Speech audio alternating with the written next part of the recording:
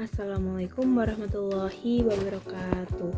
Dear Mr. Muslih Chandra Kusuma SHIME, as a lecturer in the history of Islamic civilization, course and friends who have watched this video, let me introduce myself. My name is Andita Setyawardani with NIM 2517017.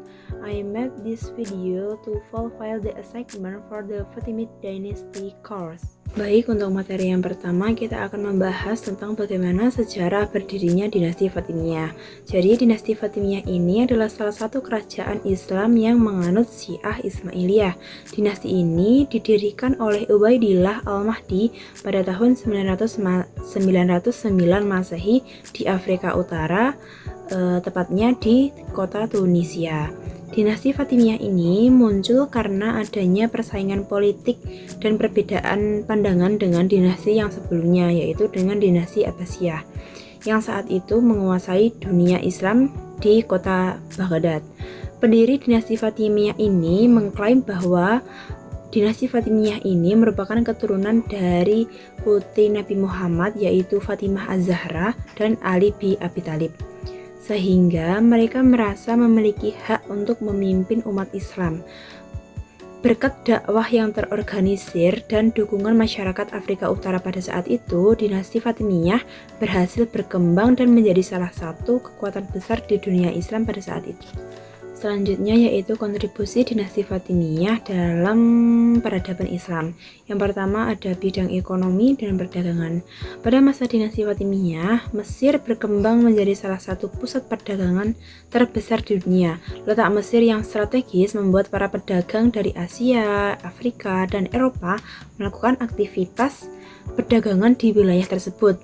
Kota Fustat menjadi pusat perdagangan yang sangat ramai dengan ribuan toko yang menjual berbagai macam barang dan berbagai negara.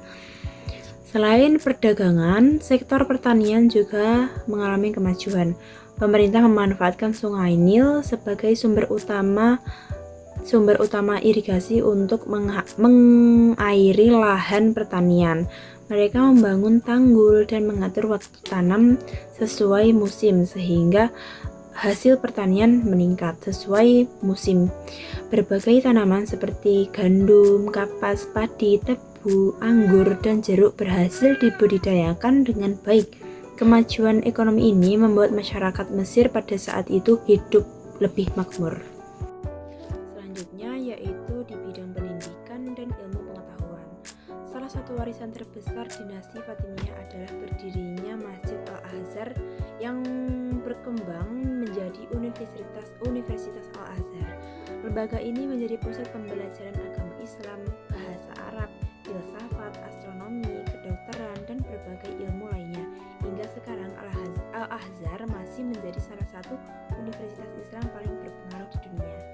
Selain itu, dinasti Fatimiyah juga mendirikan Dar al-Hikmah atau House of Wisdom, yaitu lembaga ini yang berfungsi sebagai perpustakaan sekaligus pusat penelitian dan pengembangan ilmu pengetahuan. Tempat ini menjadi wadah bagi para ulama dan ilmuwan untuk belajar, menulis, dan berdiskusi.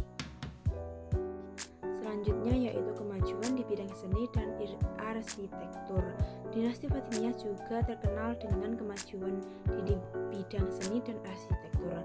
Mereka membangun masjid, istana, kubah, menara, serta bangunan pemerintahan dengan desain yang megah dan indah.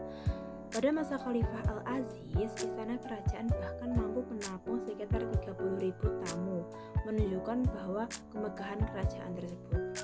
Selain bangunan, seni tekstil, keramik, ukiran, dan penjilitan buku juga berkembang pesat pada masa itu. Hasil karya seni Fatimiyah ini dikenal memiliki kualitas tinggi dan menjadi salah satu ciri khas peradaban Islam pada masa itu. Selanjutnya yaitu penyebab kemunduran dinasti Fatimiyah. Setelah masa kejayaan berakhir, dinasti Fatimiyah mulai mengalami kemunduran. Penyebab utamanya berasal dari faktor internal dan faktor eksternal. Dari faktor internal sendiri, yaitu salah satunya adalah banyaknya khalifah naik tahta ketika mereka berusia sangat muda, sehingga pemerintahan dijalankan oleh para wazir yang sering saling berebut kekuasaan. Dan faktor yang kedua yaitu terjadi konflik antara kelompok tentara Arab, Berber, dan Turki yang menyebabkan kondisi politik semakin memburuk dan tidak stabil. Dan selanjutnya yaitu faktor eksternal. Dinasti Fatimiyah menghadapi serangan dari Bani Saljuk, yaitu bangsa Normandia dan pasukan perang salib. Mesir juga mengalami krisis akibat wabah penyakit, kekeringan, dan menurunnya debit sungai Nil sehingga ekonomi semakin melemah. Dan materi yang terakhir yaitu runtuhnya dinasti Fatimiyah. Dinasti Fatimiyah ini akhirnya runtuh juga pada tahun 1171 Masehi setelah berkuasa sekitar 262 tahun. Khalifah terakhir pada dinasti Fatimiyah ini adalah Al-Adid. Pada masa itu, Salahuddin Al-Ayyubi diangkat sebagai wazir dan berhasil memperoleh dukungan rakyat. Setelah Al-Adid wafat, Salahuddin mengakhiri kekuasaan dinasti Fatimiyah dan mendirikan dinasti Ayyubiyah, sekaligus mengembalikan Mesir ke pemerintahan Sunni.